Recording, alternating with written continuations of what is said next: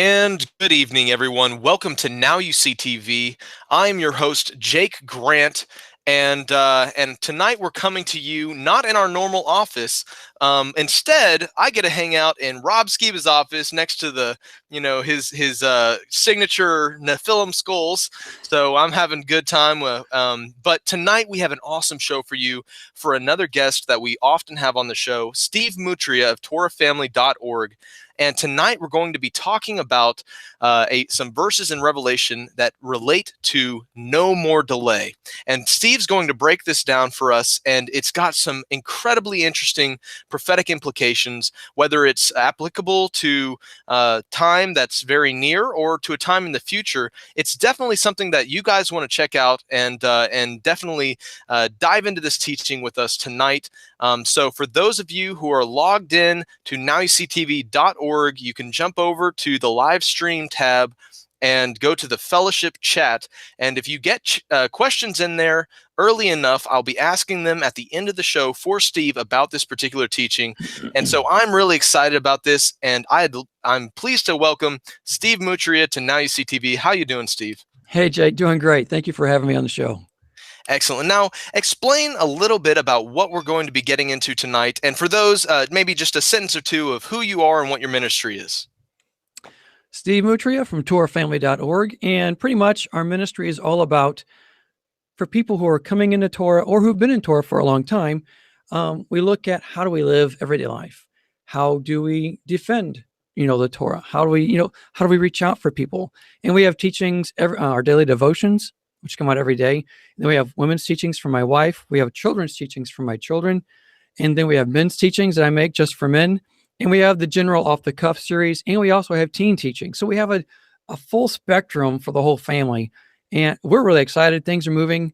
And we're really excited with what the Father's doing. Awesome. And we love your guys' ministry. I know there's some really cool stuff that I'm looking forward to getting into with you tonight. So could you please dive into this topic and kind of explain what we're going to be discussing with this whole no more delay and what you seem to have found in Scripture regarding this? I tell you what, it's kind of funny because it was in 2015 when we started the ministry. And I guess it was late 2015 or early 2016, I put up, no, I guess I take that back. What have I been late 2015? I put up a timeline that was a generic timeline that you can take it and apply it to any year.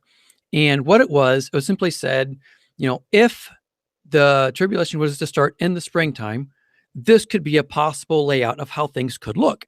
Just to like give us ideas of this would happen here, this could happen at this time frame, and it could play out this way. Well, last year I took it down and I was going to update it some, because what I wanted to do was try to show some things like the birth pains could start in the fall, and then things could play out and then start with the tribulation at the Passover time frame, then move forward. Well, I never got the chance. I took it down to update it, and then I never updated it and uploaded it again. And I just been so busy. Well, this past, I'll say, I guess it was about a month and a half ago, almost 2 months, I took it down and I was going to get things ready. Okay, I need to update this thing. People have been asking for me about it. So I started writing things down. And again, it's a generic time frame that can be applied to any year. So as I was putting things in, I'm going, wait a second, this might line with this for this year. And well, that might line perfectly with this. And so I just ran the numbers and started dropping things in, and things were dropping in line like something crazy for this year alone. And so I shared it with some friends who I knew wouldn't judge me. Good friends are like that. They won't judge you, even though you may say something really off the, crazy off the cuff. And I shared it with them. And next thing you know, they're going like, well, if that, well, then this. Well, and if that, well, then this, and it snowballed. And that's kind of what I have to present today. Now, this is in no way saying, thus saith the Lord, absolutely no way. It's simply showing that I think I've seen something that does apply for this year, but it can still apply for any year if this isn't the year. Because anyone who knows me, will know that I'm really big on patterns. We need to be aware of patterns. And just because it fits this year or that year perfectly, it can still fit another year more perfectly, if I can say it that way. So the whole premise on this is look at what this is showing and take it to your time frame of how you think things could happen. Excuse me. And then maybe look at this and look at that and see if it works for you. Because I'm a sole believer that we need to learn from one another. We glean from one another. We're never going to agree on everything. I have friends who are not Trinity to friends who are Trinity. I'm friends with both. I have friends who are pre-trip, friends who are post-trip. I'm friends with both. I have friends who believe, oh, the Sabbath starts in the morning on here. The Sabbath starts, no, it starts over here in the evening. I'm friends with both. Great friends with all of those people. And I don't have to agree with them on everything. And they don't have to agree with me. I'm not offended if they just don't agree. And so it's all about us. What does a Father prick our heart on? Move forward in that. But let's learn and grow together nonetheless. And so that's what this is all about. I'm presenting something that, hey, maybe, this could be for something this year to look at. But more than anything, take this timeline and let's see how it can fit to your frame of mind, how you think it could apply to yours. Take out the bones that you think I'm wrong on, and then apply what could work for you. And that's what I'm asking for all of us to work together on this. Because I'm telling you, man, the world we live in, it's not getting any better. I'll confess we may have decades to go. I hope and pray that's not the case, but we might. We have to be open to this. So in all of this, let's just keep an open heart, regardless of your viewpoint. You know what I'm saying? Well, Steve, in the same way that you would go to your friends and share your seemingly crazy ideas and off-the-wall postulations, treat the Now You See TV audience just as you would have treated your friends. And we're here for you to rebound your thoughts tonight, and I'm sure we're going to get a lot of awesome feedback on what we're about to talk about. So let's get into it. Okay, cool. Well, then tell you what I'm going to do here. I'm going to have to share my screen, and then once I do it, I'll flip over to my notes, and then we'll go from there. Sound good? Good for me. Okay, give me a moment because I'm really not tech savvy on the Google Hangout stuff here. So give me a moment. Okay, sharing screen, and okay, it's not giving me the ability to start sharing screen. So I thought we had this worked out, but now all of a sudden it's not. Green button, top left corner. Oh, I got it. All right, awesome. Okay. Hopefully I'm sharing screen now. And I am now going to go to this. Are we good? Oh yeah. Yeah, I see everything. Okay. And for whatever reason, I'm going to have to open this up. Okay. Sorry. I thought I had that correct and ready to rumble, and it wasn't. Okay. So no more delay. Lots of speculation on this verse. And I have seen lots of good arguments on the no more delay, Revelation 10:6. Hey, Steve. Yes, sir. You're still on the Google Hangouts for the screen share. You might have to click directly on to what your PowerPoint is. Do you not see my no more delay on screen? I'm seeing me on screen. Oh, snap-a-doodle-doo. Okay, let's do this then. Let me go back.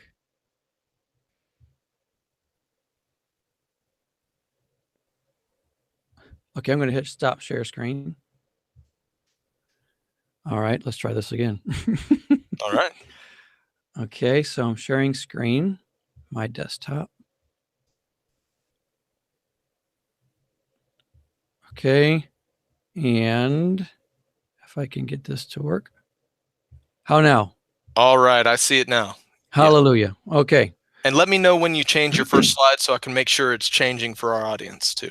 Okay, cool. Perfect. I will do that. Thank you for that help. Okay, so here we are. No more delay, Revelation 10:6. And again, I've heard lots of speculation on how this would work, how this would apply. I don't know. All I do know is that this verse tells us things are delayed. How they're delayed. How long will they be delayed? We don't know. And so what I'm about to present to you is just some thoughts and on a timeline. And again, I had a very generic timeline that started that could be applied at any time. This particular one is what came about as a result of this. And here we go. Now I'm moving to the timeline. Hopefully you can see it. Yep, coming in all clear.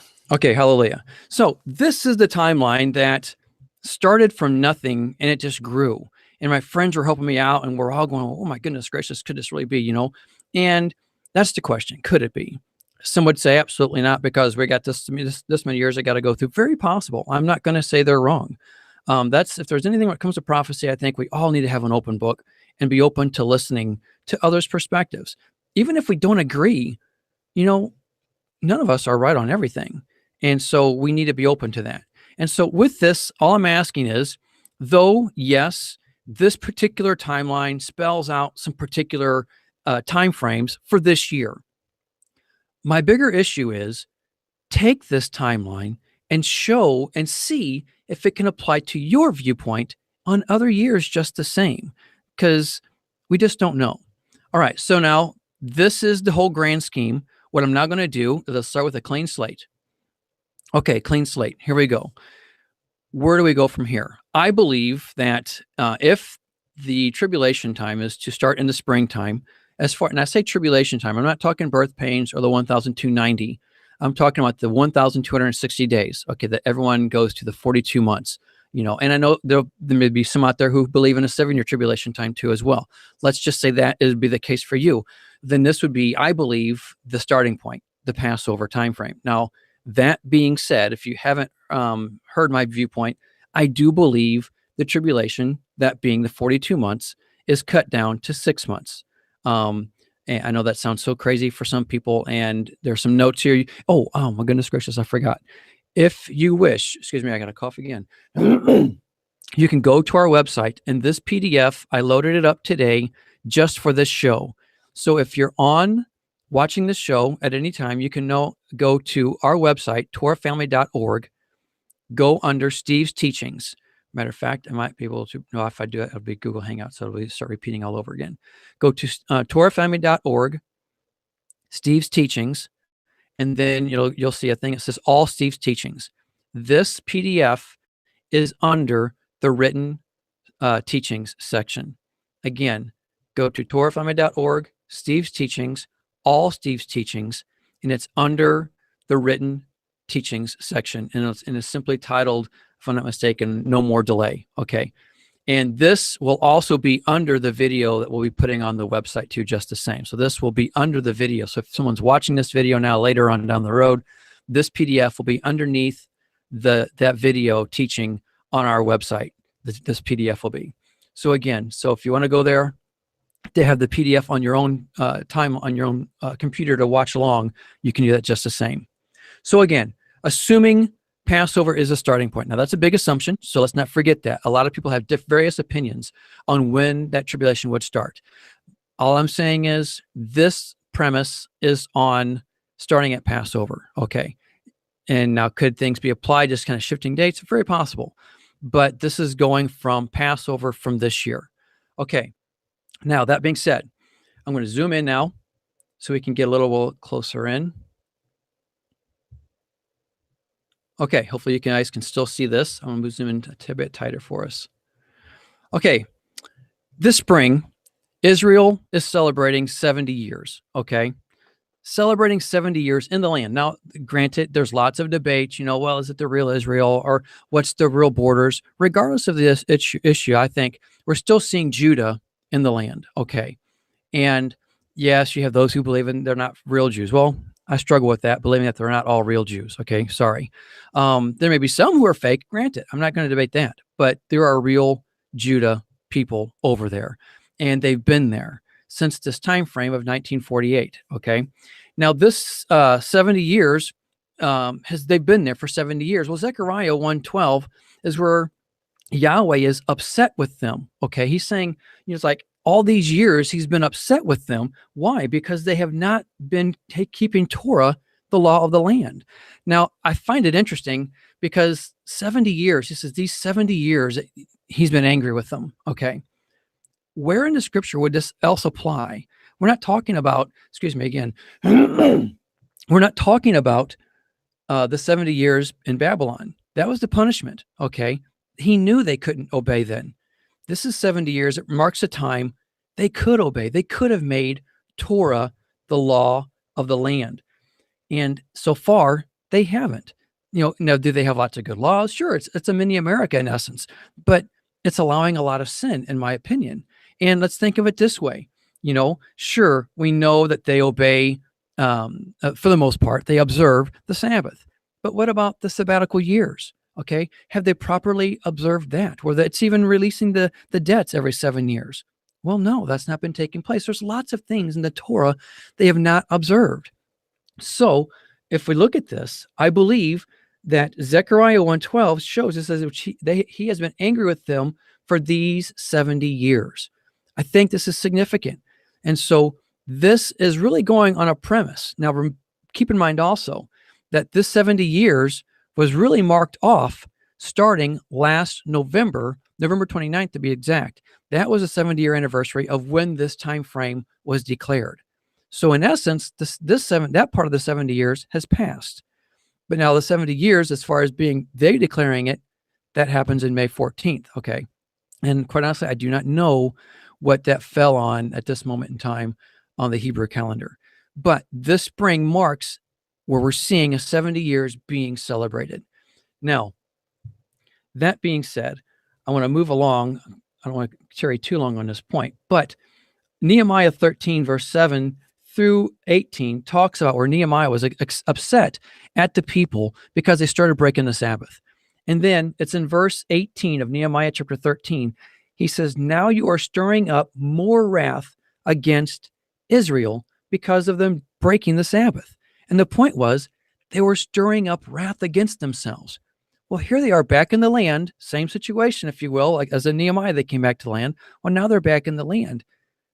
All these 70 years, they've been storing up wrath because they have not obeyed the Sabbath, making the Sabbath the law of the land. This is my opinion, I understand, but something to be mindful of. Again, regardless of the borders.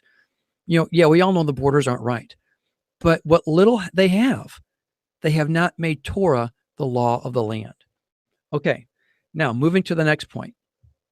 Point number 2, the delay. And also, I will have these notes, Lord willing, up in the next day or two with the teaching that I'm sharing with you. The delay. Where does the delay come from? Where does it start? Let me zoom in this in a little tighter so everyone can see what I'm saying. Okay, this is point A of the delay. In the 6th month, Ezekiel chapter 8. Okay, I'll read it for us real quick. If I can get my notes here. Okay, Ezekiel chapter 8, verse 1 says, in the 6th year, in the 6th month, on the 5th day, while I was sitting in the house, and the elders of Judah were sitting before me, the hand of Yahweh, sovereign Yahweh, came upon me. And then it says in verse 12, he said to me, son of man, have you seen what the elders of the house of Israel are doing in the darkness, each at the shrine of his own idol? And he continues on. Now, here's the thing I want to bring out. This is the 6th month. Now, many of people don't really know what the 6th month is. The 6th month is what is called the month of Elul. This is the time of repentance. This is the time that many usher in themselves into a 40-day fast, bringing themselves to the Day of Atonement, which is 10 days into the 7th month. Thus, it's a 40-day fast going into that. Then they're ready for the Day of Atonement, going into the fall feasts. So that being tabernacles. So here we are. Yahweh's saying, do you see what's going on in the land? And they were not being, repentive at all. In fact, they're being hard-nosed and still observing and bowing down to these idols. So then what do? We go to the next point. This comes in the 7th month. Now, mind you, these are all different years. I want to make that clear. This is not like a progression. I want to make it clear. I'm not saying this is a progression of the same year, the 6th month, and the 7th month, and the 8th month, the 9th month. These are all things that I've taken note of, prophetically speaking, where Yahweh is making notes of months, and I'm trying to say, could this be regarding the 70 years that they've been in the land and they haven't been observing? And now we're seeing judgment getting ready to be repeated all over again. Just like we know, history is always cyclical. Okay, in Haggai chapter 2. This is the 21st day of the 7th month. Many people know that, of course, to be that of the last day of Sukkot. This is where he declares judgment falling, okay? He says, hey, I'm going to shake the nations again. I'm going to make this happen. And he's declaring it in the 7th month. Hopefully, are you with me so far, Jake? Absolutely. Yeah, this is fascinating. Okay, cool. So 6th month, they were not repenting. And then 7th month, Yahweh says, judgment is coming. Now, C, this is where Yahweh declares his anger and calls for repentance in the 8th month. This is Zechariah chapter 1, verses 1 through 3. And this is just huge. And it says, in the 8th month of the 2nd year of Darius, the word of Yahweh came to the prophet Zechariah. And then verse 2, Yahweh was very angry with your forefathers. Therefore, tell the people, this is what Yahweh Almighty says. Return to me, declares Yahweh, and I will return to you, says Yahweh Almighty. So here we have 6th month. They're not doing what they should be doing. 7th month says, hey, judgment is going to be coming. 8th month, he says, look, judgment is coming here. Y'all better need to repent. It's time to come back to me. We can turn this around right now. Just come back to me. And that's his theme over and over again to Israel. Come back to me. We'll wipe the slate clean and start all over. And here he is saying it again, just after, again, we're seeing via a 7th month declaration of judgment coming. So then we go to our next point, that being, this is actually going into showing the element of last year. We had the UN resolution 70th anniversary as resolution 181 which opened up Israel to go into the land. Like I said earlier, that happened on November 29th, in 1947. So that anniversary has passed. And so here we see, I believe, we just passed the 8th month at that time last year. He's saying repent. And then we see the anniversary coming at the same time frame. All this is be working around of a delay. One of my question would be is this the delay that we're looking at? I'm not declaring it is, but I'm saying, I'm wondering. I'm really wondering, very much so, actually. Okay, moving to the next point, point D. This is in Haggai chapter 2, same chapter. If you're looking at my screen, and Haggai chapter 2 for point B. Well, point D, we're also in Haggai 2. And this is where Yahweh declares, hey, this is what's going to happen. And it's in the 9th month. It's in the 23rd verse. It says, on that day declares Yahweh Almighty, I will take you, my servant Zerubbabel, son of Shealtiel. Okay, he's saying, I'm going to do this. This is what I'm going to do. But it's in verse 22, he says, I will overturn royal thrones and shatter the power of the foreign kingdoms. I will overthrow chariots and deliver and their drivers. Horses and their riders will fall, each one to the sword. And again, just before that, he's saying, I'm going to shake the heavens and the earth. That's what he says even in verse 21. I'm backtracking, sorry. So that which was declared back here in the 7th month, he reiterates all over again in the 9th month. And that's actually just a couple verses later, okay? He's saying, look, it's going to come, guys. It's going to come. So you need to repent as given in the 8th month. Moving forward. I'll try to make this move a little faster. I don't want to make this show last forever. Okay. We get to point E. This is the 14th day of the 11th month. Now this I want to kind of focus on because I think there's something interesting and significant. Okay. This is 14th day of 11th month. This happened on January 31st. A supermoon, blood moon, and blue moon all together. Everyone talks about, the blood moons and stuff.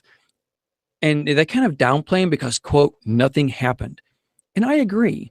However, I had a friend who really confronted me with a point. And he goes, Steve, I kind of get upset when people say nothing happened. I go, well, nothing happened. He goes, no. He goes, a whole lot happened. And I'm looking with a question mark on my face, He goes, I came to Torah because of all of that. My eyes were open to the Hebrew calendar because of all that. He goes, yeah, nothing happened the way we thought was going to happen. He goes, but do you know how many people that I personally even know came to the understanding of Torah at that time frame, all because of these blood moons? People were talking about it and stuff. He goes, and here I am now. I get it.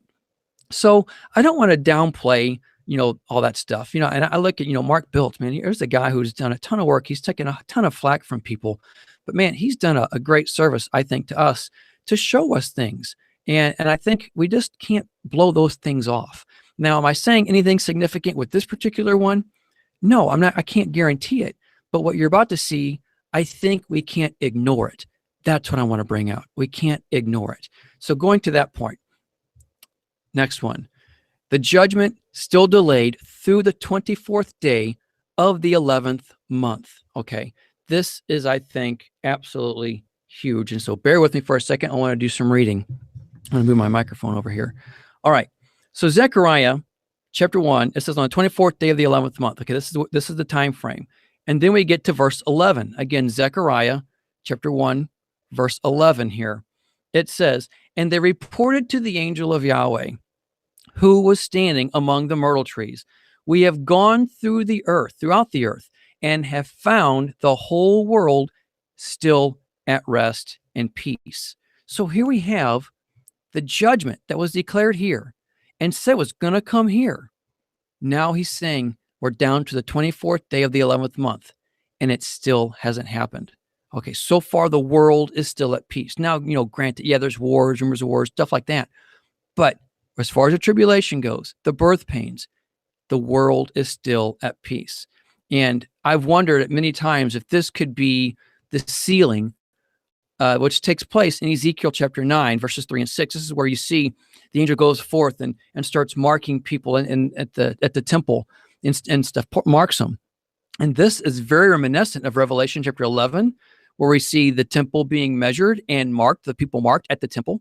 And then in Revelation chapter 7, what do we see? We see people being sealed, okay? And what I think a lot of people forget when looking at Revelation chapter 7 is actually where you see, believe it or not, things being delayed in chapter 6. Because the opening couple of verses in chapter 7, it says, wait a second, guys, before you do anything of, unleashing all this, harm on the earth, first let us put a mark and a seal on the 144,000. And then they're sealed. And then that next verse, you see chaos starts to begin. So I believe this is something to take note of. Now, am I saying it is? No. But I'm wondering, is this the time frame that we're in? A time frame of where the sealing is taking place? Lots of speculation. I realize that. Okay, let's move forward. This is the first day of the 12th month. Now, this is something I think is rather interesting. This is where in Ezekiel chapter 32, we see a lament taken up for Egypt, okay? And now here's the thing too, it's a prophetic Egypt, because we know judgment fell on Egypt way back in Exodus, okay? So who's this Egypt that this verse is talking about? And if you read the text, you'll find that this is talking about judgment. I don't have it on my notes there, so I apologize. This is Ezekiel 32 verses 1 through 3. Again, Ezekiel 32 verses 1 through 3. I thought I had it here on the note, and I don't. My apologies. But in this time frame, you see a lament taking place for Egypt. So who's this Egypt? Okay. It even talks about Babylon overcoming them, and so that means this, if this Egypt is prophetic future, that means this is talking about a future prophetic Babylon, who I also believe is going to be destroyed. And I tell you, there's so many things I wish I could dive into. I might have to save it in for questions later on, because I'm sure it'll get brought up. But right here's where we see the no more delay took place. Judgment took place because we now see lamenting taking place for a future Egypt.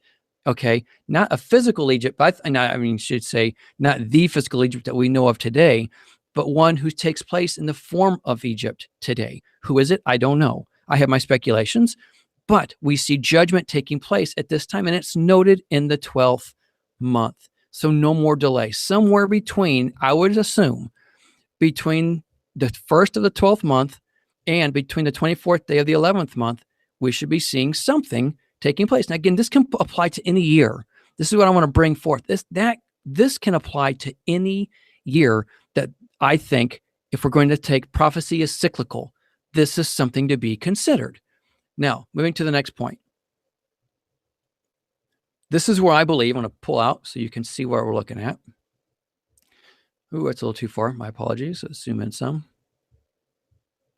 This is what I believe when, I should say, Yeshua will take his bride to Mount Sinai. If you haven't seen that teaching, I have, Armageddon and the Parousia, I discuss it there. And in the notes on this timeline too, you'll see in the bottom right-hand corner, I have all the teachings that will support this, where we're coming from. But this is where Yeshua takes his people, his bride, mind you, to Mount Sinai. Now, we all hear the term apocalypse a lot. Well, apocalypse means revealing or unveiling, okay, that is kind of huge because this is the revealing of Yeshua. Yeshua himself said, every eye will see him, okay? Now, how will it be reasoned away by the world? Well, that'll be a different story, but every eye will see him. Now, I believe, quite honestly, we're looking at the earthquake and attack on Babylon at this same moment, okay? And this is found in Isaiah 24. Okay. And it's also, you can find Ezekiel 8:14 talks about with Babylon and stuff. We're talking about that which is taking place. Now, the funny thing is, and I looked at this, okay, I'm going, well, wait a second here. I'm looking at a timeline now that starts, if we're going to look at a particular date, okay, remember, we're starting here with Passover. And if the birth pains are to start 1,335 days, okay, at that time frame starting, we need to consider where it lines up with Passover, that being the 1,260 days. Well, it lands exactly on February 14th and 15th, more so the 15th, I believe. It would start on the evening of the 14th, all depending on how you want to interpret when a day starts for those. Okay, this would be when Babylon is attacked and the earthquake of Isaiah 24 takes place. Now, the interesting thing starts, this is where things starts getting, I would consider, interesting, if not just downright crazy. Okay, because this is, obviously everyone knows the 14th of February is Valentine's Day, but this particular day is also known as Ash Wednesday. Okay, Ash Wednesday is the day where people put ash on their forehead, and they don't realize, though, this is the lamenting, okay, that people do for Tammuz. They don't realize where that practice of Lent starts. It goes back to the practices of weeping for Tammuz. It all starts there. The sad part, people don't realize that that is what we're looking at. Now, give me a second. Jake, let me hit pause here. Do you have any questions before I continue moving forward? I don't have any specific questions, just so many things that are popping out to me that are absolutely fascinating. And it seems like in this particular exposition you're doing, the Book of Ezekiel plays a really big role. Is that correct? Oh, yeah, and we're not even done. Oh, yeah. Yeah. Well, I'm looking forward to hearing the rest of it. Okay, cool. Okay, then I'll continue on then. Okay, now the thing is, like I said, regarding the unveiling, okay, the apocalypse, this is going to be a time. Now, this may sound odd to some people, and I'm not going to say it's correct, but I'm saying it's a thought that has filtered through my mind a time or two. If this is a time when Yeshua is unveiled, okay, I believe it could very well be a time when Jews who currently reject Yeshua will have their eyes opened, just like Paul did. Remember, Paul was adamant about being against those who follow Yeshua. Well, then what happened? He had a revealing moment, okay? Then could it not happen the same way for Jews today? That Yeshua, at his apocalypse, his revealing, he opens the eyes of his people. And this applies for those who follow Yeshua, who don't ready themselves just the same. Okay, those who will they believe in Yeshua, but maybe they're not following Torah. This could be the same moment when their eyes are opened. The scales are going to be lifted all at the same time. Okay, and I believe, as silly as it sounds, that could actually usher in a revival, because the scales from their eyes have been removed. The apocalypse, the unveiling, the revealing is now taking place. And I say all this because if we look at Luke 24, verse 44, this is not on this particular timeline here, but Luke 24, verse 44, it's where Yeshua is talking to his disciples after his resurrection, okay? And remember, these are the guys who walked with him, talked with him, asked questions, okay? And what did he do when he came back? He rebuked them because they didn't believe. So there was something still covering their eyes, right? Well, Luke 24:44 says, he said to them, this is what I told you when I was still with you. Everything must be fulfilled that is written about me in the law of Moses, the prophets, and the Psalms. And then here it is, verse 45. Then he opened their minds so they could understand the scriptures. Even then, The disciples had to have their eyes opened to the scriptures, and they walked with him. Okay. So I'm wondering, is this a parallel? He revealed the scriptures to them. Is this when Yeshua is going to unveil everything for those who, at that moment, at that time, the scales are all fallen away? And then, so this would be the apocalypse, okay? A revival could start taking place. What happens if you look at history? What happens when a revival takes place? Persecution comes immediately thereafter. So what do we see with the end times? Here comes the Antichrist. So, and then the funny thing is, a lot of times people kind of forget this first, or they just kind of throw it away.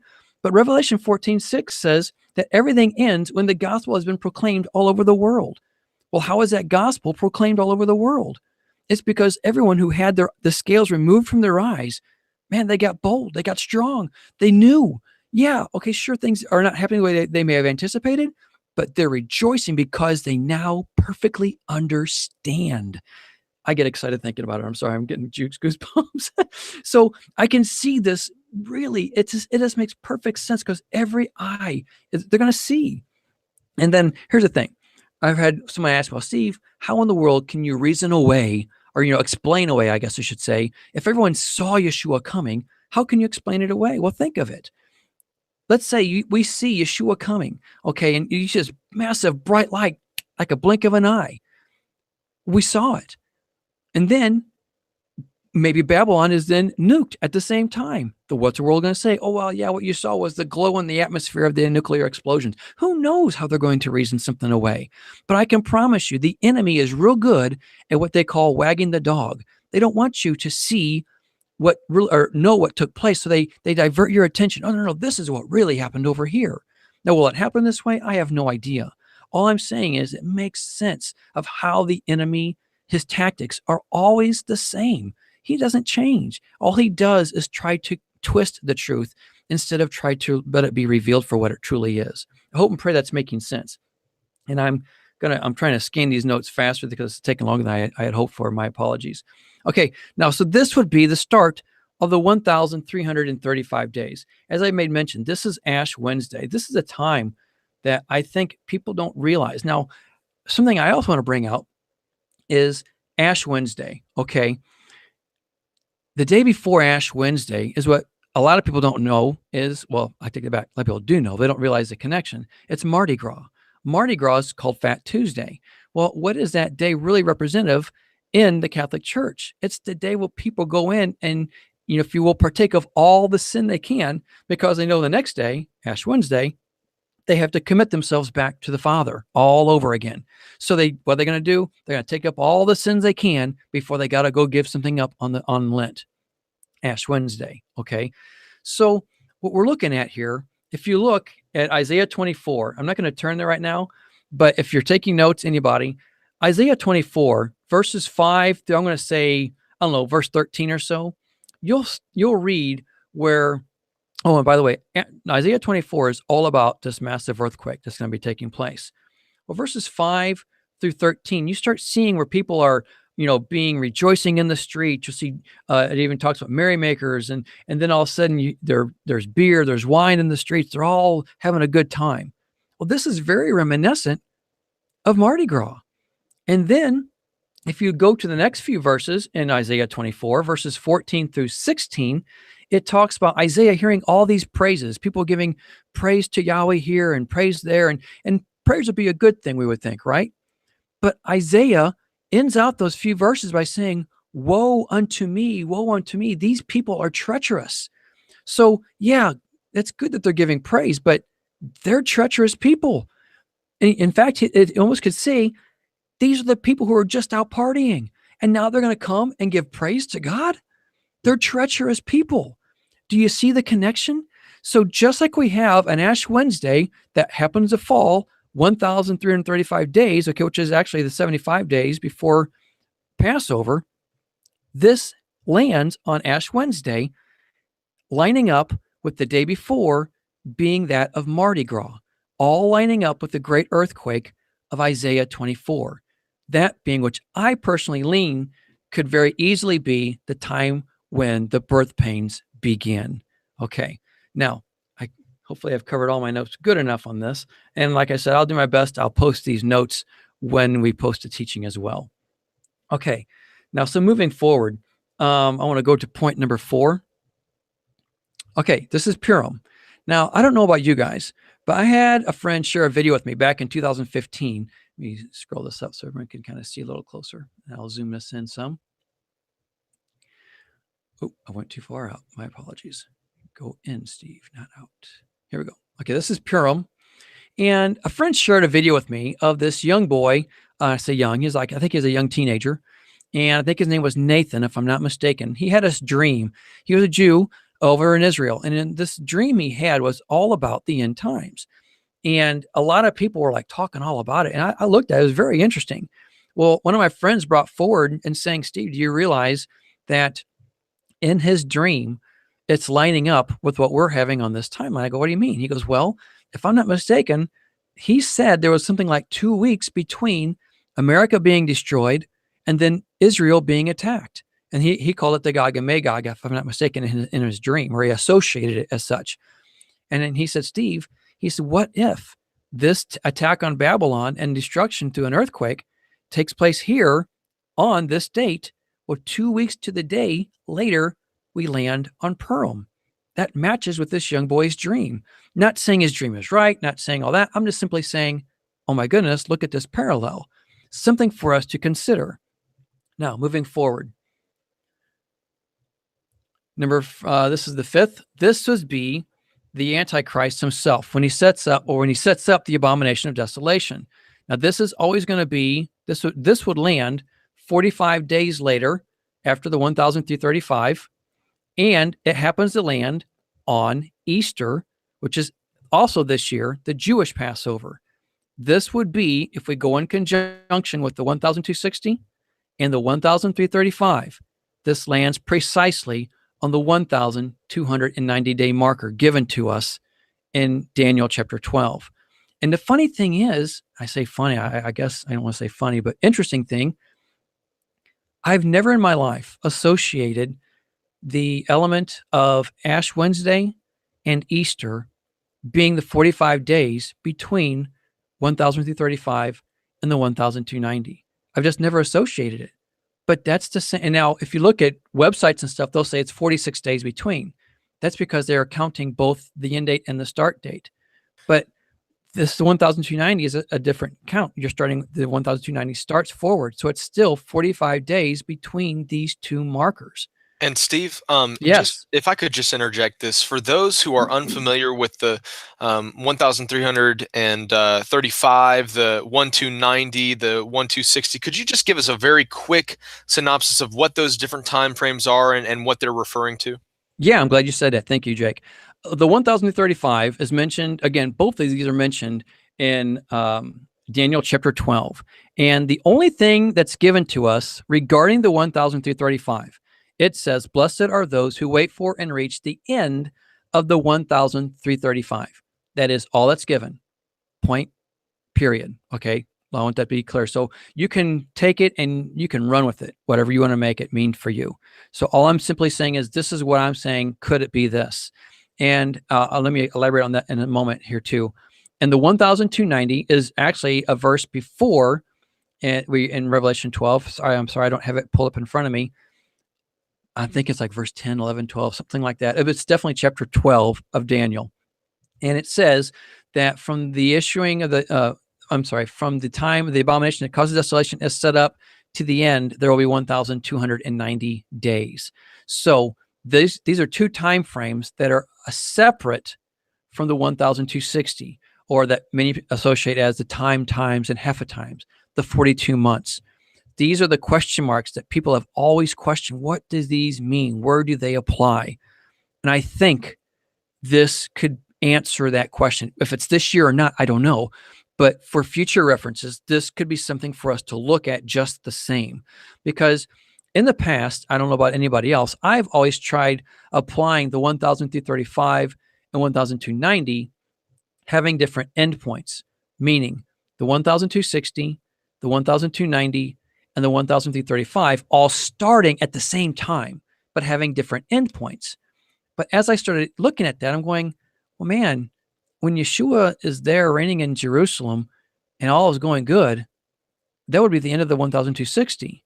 Well, what more are we to wait for here or even here? Isn't that like the joy of what we're waiting for, Yeshua coming?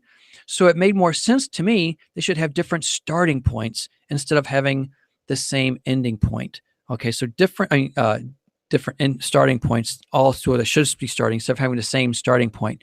They should have different starting points. Sorry, it's confusing. I know. My apologies. So this is what I'm trying to clarify: is I think they're different starting points, and they're all lining up, at least this year, lining up with Passover, and then Passover on the Jewish calendar, and then with right here, what we see is Ash Wednesday. Did I help at all there, Jake? Yeah, absolutely. I just wanted to make sure anybody who was really wondering about these particular numbers that were thrown out, that they could kind of associate with them and their biblical uh, point of reference. Okay, good. I'm glad you said that. Okay. Now, what I think I missed something here. I want to go back for the sake. Okay. If you will, I want to go back a point. My apologies, but it's very important actually, because for the next point I'm going to bring forth. Back here at point number 3, discussing the Ash Wednesday. Okay. Well, when we mentioned Ezekiel, you were talking about Ezekiel, how it plays a major role, and I so agree. Because at that same point where we bring out at point 1 here, point A of Ezekiel chapter 8, okay? Well, moving forward, just a couple verses from that verse 12, it's verse 14 that points specifically to Ash Wednesday. Now, someone say, Steve, how can you say that? Well, let me read it for you, and then you can make your own decision on it. This is, again, Ezekiel 8, verse 14. Then he brought me to the entrance of the north gate of the house of Yahweh, and I saw women sitting there mourning for Tammuz. What is that? It's Ash Wednesday, mourning for Tammuz. It's the beginning of the 40 days of mourning. So it's all pointing to what we see taking place in the quote, quote, church, if I can say, those who follow Ash Wednesday, those who follow the traditions of such a things. It's a major thing in a lot of things. In fact, I got to make a point here. I'm seeing Ash Wednesday really making a big push, even in your modern Protestant churches. I mean, Baptists, Pentecostals and stuff. People are like taking this, and not all of them, mind you, but some are really starting to at least take note of it. And I think that's something for us to take note of. Now, moving forward back to our point number 5. Let me get my notes situated for me here. Okay. Also, with Easter, okay, we're looking at Ezekiel chapter 8. Again, same book, same chapter, next verse. It says, he said to me, do you see this, son of man? You will see things that are even more detestable than this. And then he goes to verse 16. He then, again, for those who are taking notes, Ezekiel 8:16. He then brought me into the inner court of the house of Yahweh, and there at the entrance to the temple, between the portico and the altar, about 25 men, with their backs toward the temple of Yahweh and their faces toward the east, they were bowing down to the sun. Okay, facing east, looking at the sun. What does the sun do in the east? It rises in the east. What are we looking at? A sunrise service, that which is typically given to us on what? Easter morning. So the two events that were mentioned back at the very beginning of the whole timeline, folks, which is back here at point A, Ezekiel chapter 8, that which brought the judgment we're talking about. It gives two events, that of weeping for Tammuz, okay, that is being Ash Wednesday, and the men bowing down to the sun in the morning, an Easter morning service, that which takes place on this year's Jewish calendar anyway, a Jewish Passover, and it's Easter morning, and it lands specifically on the 1,290-day marker. Now, here's the thing that I guess is just like blowing me out of the water. Ezekiel is mentioning two events right here in Ezekiel chapter 8, two events that have the same time between them that Daniel gives to us in Daniel chapter 12 regarding the 1,335 and the 1,290. Now, is it a coincidence? Okay, yeah, sure, maybe. But at the same token, shouldn't we at least take note of it being possible that this is what it's pointing to? Granted, it may not be this year, but for some time in the future, this is two events separated by 45 days, just like the 1,335 and the 1,290. I just feel like, oh my goodness, we shouldn't just, blow this out of the water. We need to be a little more open to this. And again, this is my opinion. I understand that. I'm not pushing it. I'm just wanting you to know something I think we should consider. Okay.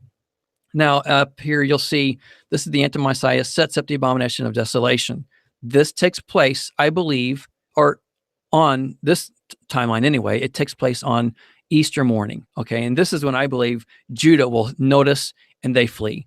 I think, even those who may not have their eyes open fully, when they see this, they're going, oh my goodness, it's time to get out of Dodge. I think that's what we'll be seeing.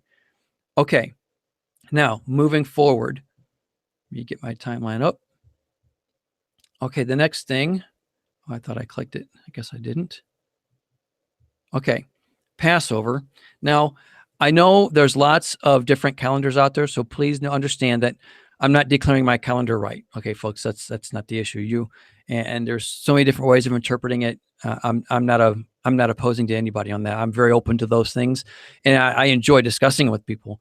I'm just giving you where this stands with the calendar that we're on right now. Okay, and that being Passover falls for us on our calendar May 1st. Actually, that's the first day of unleavened bread. Passover meal would be eaten the night before. Okay, the last day of March.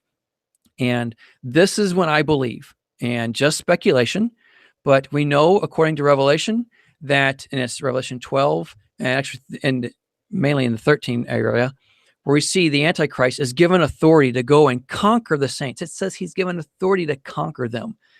And I believe this would take place on Passover. Okay, this would be the starting marker of the 1,260. This is when all hell, if I can even say it this way, breaks loose on the church. And this is the beginning of the tribulation, the 1,260. Now, bear in mind, as we move forward here, you're about to see my timeline showing things on a cut short, okay, perspective. Not so you can take this and maybe apply it moving forward for you, but all of this is going to be lining up with the cut short theory that I have, and we can adjust that more in questions a little later. Okay, now what I do want to bring out here too is this is the beginning, I think, of the two witnesses beginning to prophesy, and this is the time that Daniel 11 and chapter 12 here I'm showing you. This is the time of purification for the 6 churches, okay, and where we see the beginning of the 180 days. That's the 1,260 cut short to 1/7, okay. Hopefully this is all making sense. I'm sure people are getting lots of questions or writing down, so that's be fun. We'll have a good time. Moving forward, this takes us to, oh my goodness, I'm so sorry. We get to second Passover. This, I believe, is when we see the abyss gets opened up in Revelation chapter 9. This is where we see the locusts come out. Now, lots of opinions on this, and I'm not opposed to any of them, as far as I can tell. I know some say, well, this is actually going to be a physical army like that of Islam or something like that. I've looked at that and I go, wow, they got a lot of perspectives that make sense, because if you look in history, Yahweh likens several armies unto locusts, okay, and they go in and devour the land. And they're armies, literal armies. So we can't wipe that off and say, oh, it doesn't make sense. No, if it's happened in the past and Yahweh likened it as such, we need to be open to that. At the same time, I can still see a perspective that I have always leaned to, that this could be when, we see an invasion of demons, if you will, and it could be taking place like that. I don't know. I lean that way currently, but again, I'm not opposed at all to the perspective of it being physical armies under the Antichrist rule. And I can see that just the same. The funny thing is, here I want to bring out, is how it says in Revelation 9, these locusts, whoever they are, or whatever they are, let me close this out, my apologies, is that they do their damage for 5 months. Well, you go 5 months, and what do we land on? We land on Sukkot. Okay, 5 months to Sukkot. Hopefully you're seeing all of this progression is all lining up really kind of crazy online, okay? Now, let me give you a few notes here. This is a lot to cover, And so hopefully you can go to the website again if you haven't gone there, torahfamily.org. This PDF is under Steve's written teachings. Two witnesses begin, I believe, calling down the judgments on the first day of Sukkot. I'm going to zoom this in for us just a little bit. Maybe people can see it a little better. I'll go 300. So this is when they begin calling down the bowl judgments. And some people struggle with that, and I have no problem that if it's wrong. I just feel like just as Moses and Aaron called down the judgments on Egypt, these two individuals will do the same thing in the end times. I could be wrong, but I kind of lean that way, and I can't really say why, other than the fact that history repeats. Okay, and that's what happened in the past. What's going to happen again? Some way, not obviously not verbatim. It isn't exactly, but we should always be open to see how things could play out that way. Now, the next point I want to show is where I thought the timeline was kind of a waste of time, because the 180 days ends right smack dab in the middle of Sukkot. And this is when that'd be the same day the two witnesses are killed. Okay. And when I saw this, I'm going, well, I guess this doesn't make any sense. It kind of ends here, because it just doesn't make sense that Yahweh would, have them be killed in the middle and the 180 day ends in the middle. It doesn't add up. Well, the thing is, the 180 days, as far as everything being cut short, that's the minimum punishment. Okay, from that moment forward, redemption can step forward, can be stepped into. And when I looked at how long the two witnesses lie dead in the streets, well, how long did they lie dead in the streets? According to Revelation chapter 11, they lie dead in the streets for 3.5 days. So what do we have? They're killed on the 4th. They lie dead for 1, 2, 3.5 days, taking us right to the last day of Sukkot. Now, will it be this way? I don't know. Now, Jake, I remember you asked me a couple weeks ago about this and said, Stephen, if the timeline wasn't cut short and it went to full 3.5 years, when would this end? I said, well, you know what? I've never looked at it, so let me look into it. Well, I looked up for you, and come to find out, this all plays out exactly the same way, only it ends on the last, on the Day of Atonement. So it doesn't line up exactly how I thought it would have. Excuse me. But the funny thing is, I got a good friend. I want to say his name. We differ on some things. We joke about it. But he's been a firm believer that, everything concludes with the tribulation time at the Day of Atonement. And so I thought it was interesting how, well, it lined up with this theory anyway. If it goes a full 3.5 years, it ends up being where the two witnesses rise on the Day of Atonement. So that's how that would all play out. Yeah. So again, I'm not saying thus saith the Lord, no way, but I did find it interesting that it lined up with his theory as the same.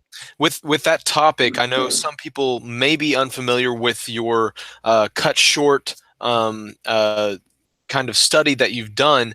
And of course, if you could just explain the difference between the minimum punishment and the maximum punishment and why you are looking at this cut short timeline. And once again, it is very fascinating that it ended up still landing on a biblical feast day with the full punishment time frame. So if you could just explain really quickly the cut short, I know that's a lot, but just the difference between minimum punishment and maximum punishment. Sure, no worries. First, if those who have not seen it, they'll want to check out the teaching I made when we were in Texas together, and that was declaring the end from the beginning. That I explained quite a bit of detail, explaining how I believe, or I should say just why I believe, and how the 3.5 years are cut short to just 6 months, that being 1/7. So in a quick nutshell, look at it this way. The tribulation is for the saints. Okay. People say it's for the world. I say, no, it's for the saints. It's where Yahweh purifies his people. Okay. And the judgment at the end is when he judges the world. Okay. And that's how he always does it. He uses the world to judge his people. And then because of how hard they do it, then Yahweh judges that nation at the end of that punishment. It's the same thing. It's always been cyclical. And so the same principle here. Yahweh uses the tribulation to purify his people. And the maximum judgment has been given. 3.5 years, 42 months, 1,260 days. But what if those days are cut short? Can they be cut short? Yes, because that's the maximum punishment. It's not the minimum. Example, we know in in Torah, that it says that an adulterer is to be stoned. Okay, we know that. Let's clarify. It says not just an adulterer. It's the man and the woman. Both are to be stoned. Okay. Now, that's judgment. It's supposed to happen. It says it. But at the same time, someone can willingly choose to what? Divorce them. They don't have to stone them. They can choose to just divorce them. So they don't have to do the maximum punishment. They can just divorce. Same principle applies here. They don't even have to divorce them. They can, if they so choose, willingly wipe the slate clean and start all over, just like Yahweh himself offered to the northern kingdom. He said, man, just come back. We'll wipe it all clean. We'll start over. But he didn't. Okay, divorce went forward. It's a different topic. Same principle. Maximum punishment has been given here, as first say, declared. But as Yeshua said, if those days are not cut short, no one would survive. So for the sake of the elect, what's he do? He shortens it. And so we can go into, and again, I just make that very clear in that teaching, declaring the end from the beginning. And I also briefly touch on that in the teaching called Parousia, Armageddon and the Parousia. And again, if you have the timeline, I have all these teachings. I'll scroll down here at the very bottom right-hand corner. I get here eventually. These are all listed on the timeline down here. All these teachings that will be beneficial to you. Okay. And again, that's on the bottom right of the timeline. So back to Sukkot. Did I help, Jake? Did I give a good enough clarification there? Yeah, absolutely. I just wanted to help direct people to any resources that would help clarify the things that you're talking about. Gotcha. Perfect. Thank you for that. Okay. This is where we also see Babylon's final destruction completed in Revelation 18. And it's also, we see, this is the greatest earthquake ever, it says, with hailstones in Revelation chapter 16. Now, the cool thing I think about this, if you go to Joshua, the book of Joshua, chapter 10, you see all of this playing out in Joshua chapter 10. You see all these nations, there's several nations, I think 5 or 6 nations joined together, and they come in battle against Joshua. Okay. And then the cool thing is it shows where huge hailstones of fire coming out of the sky, landing and killing these other armies. And it even says more of them died from this hail of fire than they did from Israel's army. That's the exact same thing. And I was amazed. I'm reading, this is just so crazy cool. And so this is what we see lining up on this last day. Okay. Now, also Ezekiel 38, this is where Yahweh brings Gog and Magog out with hooks. Now, a lot of people, they may differ with me here, and that's okay. A lot of people will associate Gog and Magog with the Antichrist. I don't, because Revelation says that the Antichrist is thrown alive into the lake of fire with the false prophet. Where in Ezekiel chapter 38, we read where Gog has a buried place. He's buried. Okay, so that's two distinct differences of their ending here. So I think we need to keep in mind that I think Gog and Magog, these are going to be some of the nations that join in, because with the Antichrist. This Revelation specifically says that out of the mouths of the false prophet and the Antichrist come these spirits. And it even says they look like frogs, which I thought was kind of crazy. But they go out and gather the kings for battle against Yeshua. And I think this is a resemblance, if you will, of the hook that Yahweh puts in Ezekiel, in Gog and Magog's mouth, and brings them into battle. He draws them out, okay? And so these are some of the nations that Yahweh wants to enter into judgment against them from things in the past. And so he says, you guys aren't exempt from this. You're all going to be a part. I think this is why, and for what it's noted is in Hosea, this is the last and final battle. There will be no more battles on planet Earth after the Battle of Armageddon. Never another battle on Earth again. I'm going to make that clear. There will be no more battles after Armageddon. And I say that confidently because even when you get to the end of the millennium and all these people who surround Jerusalem, okay, what happens? It says fire comes down and devours them. Point, end of sentence. It's all done. Then comes judgment. So this is the last one. So any nation that needed to be judged by Yahweh, they will be judged at this time. Thus, Yahweh brings them all out for judgment. Am I making sense so far, Jake? Yeah. Just so much to this, and I know I'm gonna have a lot of questions at the end of this. Absolutely. Well, and Lord willing, I'll try to get these notes. I want to refine them just a little bit, and I'll post them with this PDF under the teachings for people to be able to refer to, because there's so much in my notes I'm not even referring to right now, because I know time is ticking away. So we're already gone an hour into it. So I'll start wrapping things up here. Okay, so our next slide. Let me pull over so we can see the screen a little better. Okay, this is going to be the 7 months cleanup. This is what I think is so crazy cool. Let me back out just a little bit. I think what gets me is just the timing is just all lining up exactly for me. Okay, right here is where the 7 months begin. In Ezekiel 39, it says they will take 7 months to clean up all the dead bodies from this battle. Well, 7 months. Okay, if the battle does take place on the last day of Sukkot, like this assumes, okay, and again, I'm saying it assumes, if it lasts that long, or lasts 7 months afterwards, well, what's that going to take us to? It will take us to, let me go to the next slide. It takes us to the second Passover. Why would we need, let me pull this out just a little bit so we can see a little more. Why would we need the second Passover?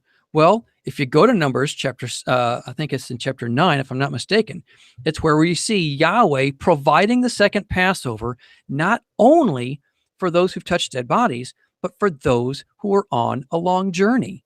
Okay, well, what do we have? Last day of Sukkot, okay? If this is truly the Battle of Armageddon, which I call the Battle of Harmoged, okay? This is when Yeshua cuts everything short for the sake of saving his survivors, okay? Those who are of the other 6 churches who were not a part of the first resurrection. These are the ones who are being purified. Then this will be the time when they journey back. During those 7 months, they are on their journey to the land of Jerusalem. So they're journeying. And while they're journeying for 7 months, you have those who are in the land who will be cleaning up the dead bodies. So both will be needing the second Passover, because the first Passover is going to be just 6 months away. So everyone is going to miss this first Passover, either because they're all cleaning dead bodies or the remaining of them are on a long journey. So it all lands to the second Passover. I'm hoping and praying that makes sense. And again, there's more fine notes for people who want to go looking on this on the timeline itself. So here we see second Passover has that prophetic influence. Like I've always seen, I just couldn't pinpoint it, but this is like it's all lining up. Let me go to the next slide. Okay, this is when all Israel, at this point, all Israel will be back in the land under Yeshua's reign in the millennium. Okay, and then we see it in the millennium, Satan's released, and I've already discussed it already. He deceives so many, they surround Jerusalem, and then the fire comes down and consumes them. So this is the timeline in a real quick, fast explanation. And let me now, I want to say something here. I want to take us back. If I can scroll this timeline over just a little bit. And I want to zoom in just a little bit too. And what I want to show us here is something that a friend and I, a couple friends and I, we're all discussing this. And this, actually, let me backtrack and so you can see the full everything. This whole timeline that you're looking at goes under the assumption, okay, again, assumption, not declaring, but my current belief that the tribulation itself is truly cut short to 6 months. And I know it goes against so many people's thoughts. Just please look at the teachings regarding it. But what if all of it is cut short? You say, Steve, what do you mean? Meaning the 1,335 and the 1,290 is shortened just like the 1,260 is cut short. Well, if that's the case, that means you have to divide the added 75 days, okay, here by 7, okay, to get your 1/7. And so let me now, I'm going to zoom in. I want to show you a very, very plausible scenario that I believe shouldn't be overlooked. And here it would be right here. Next slide. Okay. If we look in Daniel chapter 10, this is where Daniel is reading or is praying. And he gets this vision, this huge vision, okay?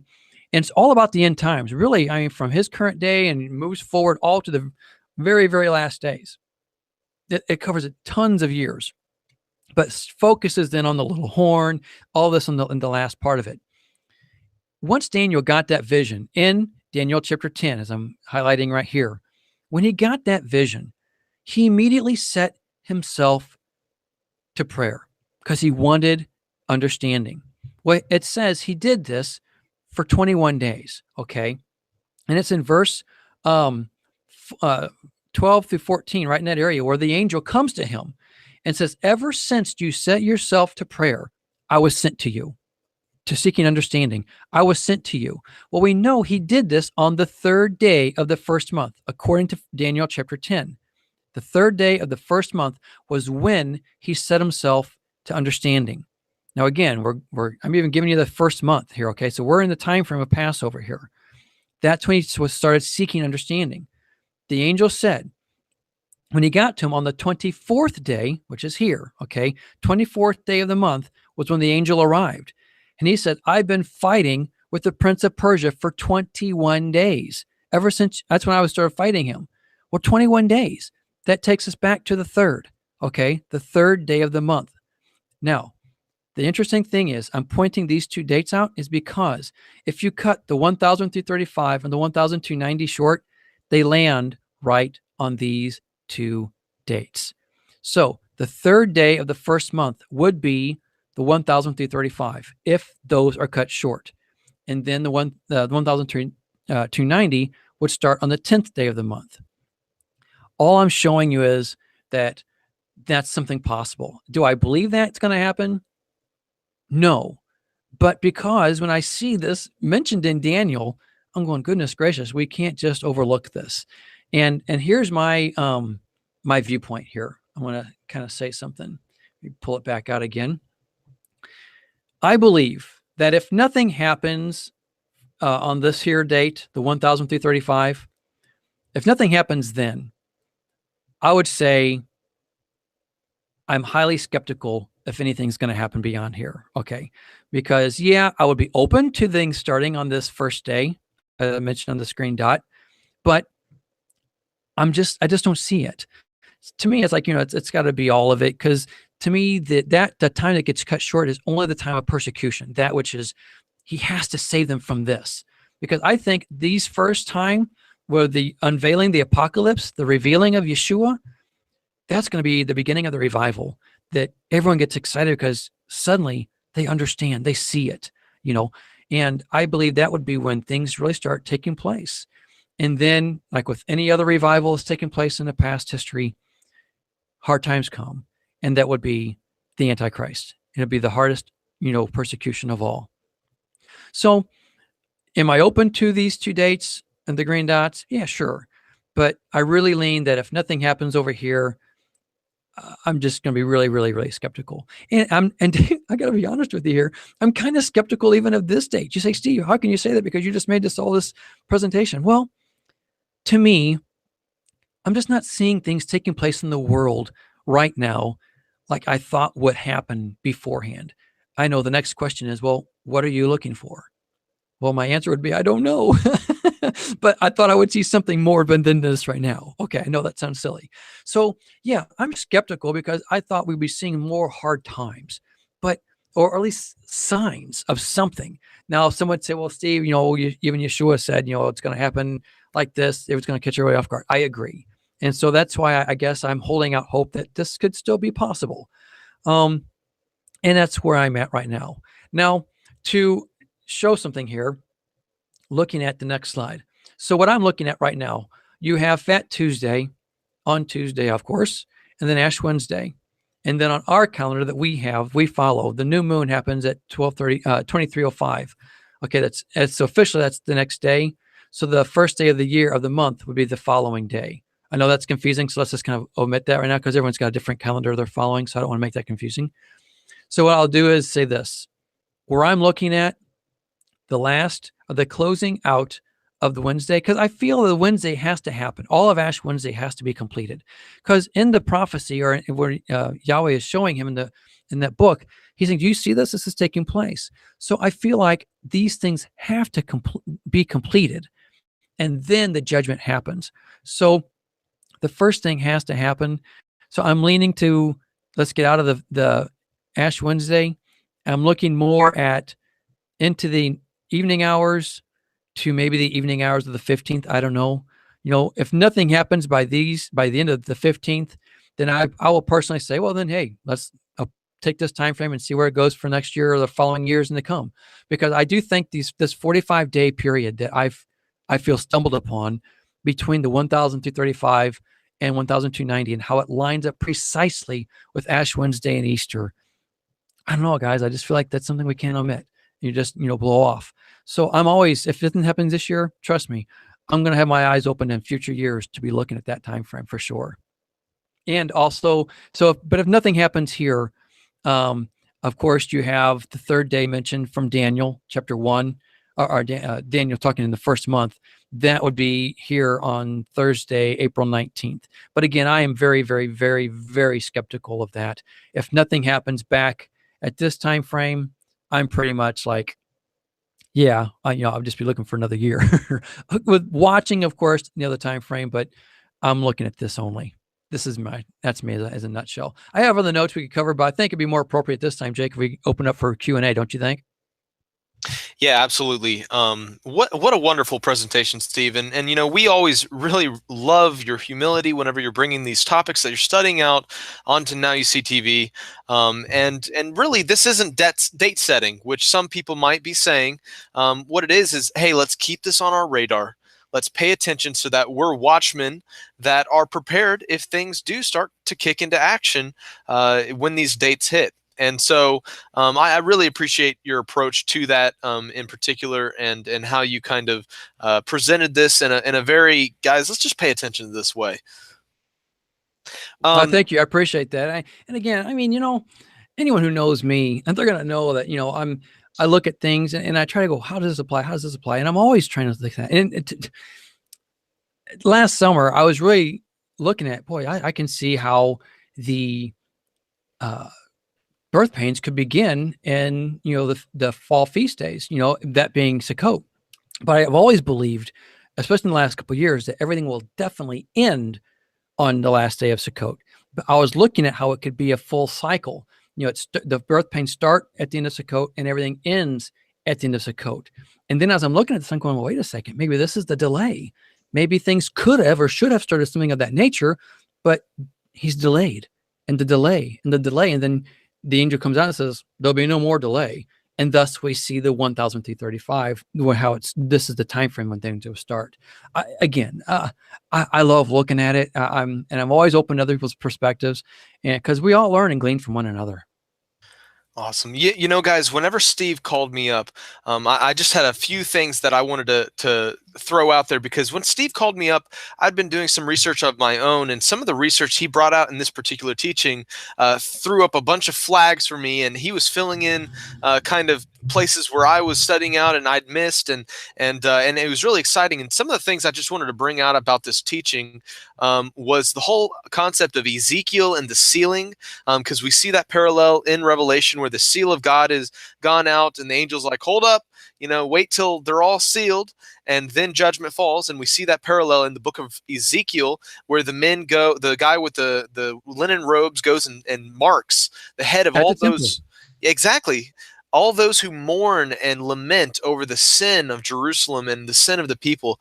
And another thing was Ezekiel is a prophecy to the house of Israel. You see that throughout the book of Ezekiel. And of course, we have Judah in the land now, but all of Israel is spread throughout the earth. So a lot of Ezekiel really stands out to me as being something that is cross-applicable to the house of Israel, to the scattered abroad. So very interesting there. Another thing is that Ezekiel deals with 4 judgments falling on Jerusalem, and it parallels Revelation 6, 7 through 8. And the same judgments are mentioned in Revelation as in Ezekiel. And so this timeline bringing out Ezekiel was super significant to me when I heard from Steve, because you see those parallels of the 4 judgments. I believe it's war, famine, plague, and noisome beasts. And you see that in Revelation 6, 7 through 8. Another thing was Ezekiel is told to leave Jerusalem as a sign to people, as stated in Ezekiel 12, which to me is popping out on me with your timeline when you were talking about how the apocalypse is more like a revealing, and this is in relation to the bride being taken by Yeshua. And Ezekiel to me is a type and a picture of the bride being removed from a place where judgment's about to fall really Oh, heavy. that's good. And so interesting, that parallel with what you were talking about tonight, and just very exciting, this whole teaching. While it might not happen this year, and it may happen this year, these are definitely things that are popping out to me as something we should be paying attention to. So I'm going to get into our first question tonight. Hey, Jake, before we do that, can I give a Yeah, quick go ahead. testimony? Go ahead. You mentioned that, how that worked with you and stuff. And I want to share something that that's a confession, I guess, more so. I've been sitting on this for a while, and me and my friends, we've been going over it and discussing it and stuff. And I've only shared it with a few friends. And when I shared it with them, people who I knew they wouldn't judge me, and they would, they'd look at it, and stuff. But I asked them, I said, look, don't share this with anyone, because I just feel like, let's just keep it between us right now. And it was one Shabbat, it was a few weeks ago. And I wake up with this very stiff neck. I mean, my neck was just so sore. And I'm going, goodness gracious. I mean, I could hardly turn, and I had to really work it out. And even then, I never fully worked it out. And as silly as it sounds, okay, I believe, well, for me, I can only say for me, that Yahweh speaks to me, and different things. And whenever I have an ailment or something, there's a reason. And so, well, I had a stiff neck. And so, but I wasn't applying it. And I've thought this stuff before, but that morning, I wasn't getting it. And then at Shabbat, we're doing Bible study, and I had brought this stuff up to some of my friends there. And then in the midst of all of our talking, one of my friends had said, well, we're all called to do something, and we need to be obedient in that, and the second he said that, the Holy Spirit, I feel the Holy Spirit spoke to me and says, dude, I've given you something to do, and you're being very stiff-necked against me right now. And it was to share this timeline with everybody, because, and I'm telling you, and Jake, and as he said it, okay, my mind was going through all these teachings I've got planned out right now. I got to get this done. There's no way I don't have time to make a teaching like this. It's such a big teaching, and I don't have time to make all the slides and all this and all this. I mean, we're talking all this is racing through my mind in 60 seconds, just after I felt the conviction, stiff neck, and you're supposed to be doing this. And I'm kind of like fighting Yahweh, saying, I don't have time. All these teachings I'm trying to work on. I've got a really big teaching I'm working on right now. And I'm thinking, and then a thought hit me. I'm going, the only way this could happen is if maybe the guys at Now You See TV would be interested in it, and as I said that, it wasn't 25 seconds later, Jake, was when you sent me a Facebook message wanting me to, send a contact for a friend or something like that. And then I'm going, oh, goodness. And then it was like, yeah, I just sensed the Father saying, and so others, all I can say is it's a confession. So, and the thing is, it's not this timeline it just amazes me, as it really can be applied to any year, to cycling the cycles, and like I said, anytime you find something, we think it's just perfect. Goodness gracious, this is going to be it. Well, then later down the road, we see something that lines it up even more perfect. So it wasn't as perfect as you thought, because it lines up better down the road. So that's something I feel we always need to be open to. So even in this timeline, look at it, consider it, pray about it, and be open, and looking at it with joy, and say, okay, he says this, but how would that apply to this year or that year or any year? And the biggest thing, like I said, was when I found the 45 days, how it lined precisely with, Ash Wednesday, Easter, how Ezekiel gave the exact same things. Those that time frame, the events that line with the time frame that Daniel gives, the 45 days a minute, it just got me. And so I hope and pray everyone else also is excited about at least that element alone, because I think it points to something. I think one of the things that you really bring out in this is the interesting lining up of these Gregorian calendar holidays. You have Ash Wednesday falling on Valentine's Day. Yeah. You have Easter falling on April Fool's Day, I believe, April That's 1st. true. That's true. I So forgot about that. Yeah. very, very interesting, guys. And if you're just tuning in this and you are, looking at Easter, just remember it's not in your Bible. Passover is. That's right. So let's get back to the book and the feasts that God gives us, not the ones we made up on our own. And so Also, Jake, for those who are just joining in, maybe they can find that timeline on our website again at torahfamily.org. And if you go to Steve's teachings, go to teachings tab, then Steve's teachings, all Steve's teachings, and then it'll be under the written teachings there. Awesome. All right. So we have about 15 minutes left. So let's try to be concise with these questions. I'd like to get through all of them. I know Rob's got a show coming up tonight, so that's why we're a little crunched on time, but I think we'll be able to get through all of them and everybody will get their question answered. So the first question is from Alec, and he's asking, do you think the city of Jerusalem is the great whore and also spiritually Sodom and Egypt? Well, definitely Sodom and Egypt, okay, because when you look at regarding Passover, we're looking at an exodus that would take place, as I mentioned on the timeline. That would be when Judah flees because of the tribulation time. Okay, actually, it would be beforehand. But this is whenever the believers would be fleeing because of the time of the tribulation beginning, taking place on Passover. Okay, and so that being the case, there'll be an exodus. Okay, well, what took place in Egypt? An exodus. What took place in Sodom? An exodus with Lot and his family. Okay, so and it happened on Passover with Lot, by the way, as well. Let's not forget that. A lot of people don't see that, but it's there. And so yeah, it's definitely likened unto Sodom and Egypt. That's the land of Jerusalem. That's the city of Israel, or Jerusalem. To say it's likened to the horror, definitely I can see a parallel.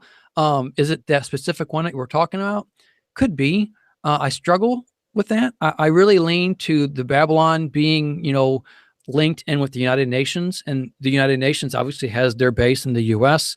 And if you go back into where I was discussing the Egypt, where Egypt is judged, there's a side of me, and I actually discussed that also in my teaching titled "Signs in the Skies." Okay, but the Egypt, I currently ask me tomorrow, it may change. Okay, but I currently lean that Egypt that's being spoken of is America, and that the Babylon is the United Nations as a whole, and that the UN, as silly as it sounds, the United Nations would come and rise against America and destroy America. But then as a result, it means the UN is destroyed because they have their home there. So that's why you see judgment on Babylon just the same taking place. It's almost kind of a simultaneous. I know it's kind of funky, and I'm not saying it's right. Please know that. But that's kind of where I'm at today. And to go along with that question, if I could just throw this out, because we're getting ready for a big midnight ride on America and prophecy, and it's in relation to Alex's question. But Zechariah 2, there's a verse in Zechariah 2:4, I believe, that mentions a Jerusalem without walls. And I mentioned this to Steve when he called me up, and I was super excited about it. But read that verse and keep reading and find the parallel between the Jerusalem without walls and the daughter of Babylon, which is a very fascinating parallel. And we had Rob coming in here in the background. So all right, guys. We got a couple more questions to get through. And we got John Pounders getting crazy back here. All right. So next question is from Scotty, and he's asking, why is Satan given any authority over believers? That goes right back into judgment, though. Look at the element whenever Yahweh's people have rebelled and go back to, they're kicked out of the land. Okay. They're taken to Babylon. Well, man, there's multiple times over and over again where Yahweh judges his people harshly and he conquers his people. In fact, there's one verse, forgive me, I can't think of it right now. It says he takes delight in conquering them. Because why? Because of the rebellious heart. So the same principle applies in the end times. People who have been rebellious, the judgment comes and they will be conquered. Okay. And thus the need for repenting. And that's, when do people repent and get on their knees? When they're in hard times. And sometimes, it says, you got to be forced to rock bottom before you start looking up. Awesome. We got a few more, but we're going to have to cut these questions a little bit close. And if anybody has questions, you can contact Steve on his Facebook page or through torahfamily.org, and definitely dive through these graphs that he's put together, the timeline. I want to ask this question from Alec, and he's asking, so on your chart this February 14th through 15th, you believe that this is when the earthquake could happen, and it's not just a spiritual one. Is it a physical earthquake and a spiritual earthquake, or what is your opinion on what's happening on the 14th or 15th? Well, it's if, capital I, capital F. This is something we need to be mindful of. But if anything has happened, I would be looking at that date time frame. But I suppose one could say it's a spiritual one. I've always leaned to it being physical, as you know, Isaiah 24 says. So, but I think it'll be global, but more centrally focused in the U.S. That's just where I lean today. Okay. I guess you'd say it would be felt worldwide, but it would be mainly destructive in the U.S. And again, that's total assumption. But yeah, those are the time frames that I see this timeline pointing to anyway, whether it's wrong or right. All right, and last question for tonight is from Lola, and she's asking, how is this so complicated, and how are people that love Yeshua going to see the truth when they don't dig into the scriptures? I'm not sure I'm following the question. They were just wondering, what is the importance of people digging into scriptures on these topics, and paying attention to these times? Oh, well, I think we should always, I think even on my timeline, I even on the upper right-hand corner, I don't have it in front of me right now, but I even show how we should always be watching and praying, and yeah, there's going to be things that we don't understand, and that's why we seek him. And, Luke 21:36 says, pray that you may be able to escape all these things. If we weren't able to escape all these things, then he wouldn't say pray for it. Okay. So that's why I'm praying for it. I'm praying that I am found worthy to be part of that bride. Only he knows who is who. You know, you have the bride, you have the guests, and the servants. My prayer is that I'm going to be part of the bride. And in the end times, as time gets closer, like I said, we could be decades away, people. I mean, we can't underscore that. We could be, though none of us want to, many people don't want to see that. No, I don't want to see that. But we need to be open to that. And if it is that case, we need to pray for wisdom that we can keep growing in our understanding and seeing how different things apply. I would have never seen this, these 45 days between the 1335 and 1290, and that of how it parallels exactly with Ash Wednesday and Easter. I never saw it before. So that if anything, I think this timeline showed me anyway, that's something to be looking for in the future. Because I see a parallel in how it lines up with Ezekiel, with the people weeping for Tammuz and the men bowing down to the sun. Man, that's Ash Wednesday and that's Easter morning. So those are things that alone I got excited about with this timeline. If nothing else is right on this timeline, I'm excited about that alone. All right, guys. Well, thank you everybody for tuning into Now You See TV. Thank you so much, Steve. And just really quickly, please give your website and where people can ask you more questions and find these resources, and then we'll wrap up tonight. Yeah, torahfamily.org. And we have teachings again on covering everything. Our daily devotions is what I'm really excited. People are starting to find more and more. Regarding questions regarding this, I'm 1,000 emails in the hole right now. So I will do my best. I try to answer some current ones every once in a while. But I'm just gonna be honest with you, emails are hard. Facebook is the best thing probably for me, but that's been getting overwhelmed a lot lately too with messaging and stuff. So I'll do my best. If you answer, or you send a question, I will do my best to answer. Awesome. Well, if you guys do have questions, just dive through those materials Steve has on his website. Thank you, everybody, for tuning in to Now You See TV. I've been your host, Jake Grant, and we've been joined by Steve Moutria of torahfamily.org. And good night, everybody. Shalom, shalom. Shalom.